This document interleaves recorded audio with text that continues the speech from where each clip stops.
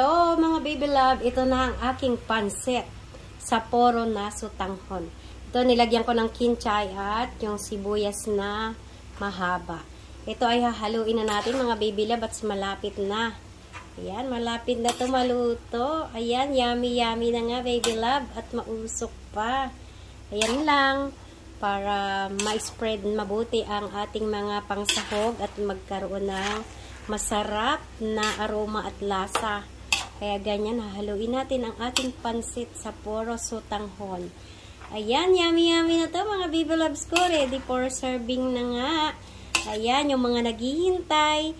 Ito na at kakain na kami. Happy tummy. Yan, salamat sa panonood. Pa-share naman ng live mga baby loves. Kung hanggang saan umabot ito, pa-comment-comment naman. Thank you, bye-bye. Salamat sa panonood. Yan, happy tummy. Kain na tayo mga baby loves. Yan lang. Bye-bye. Salamat sa panonood.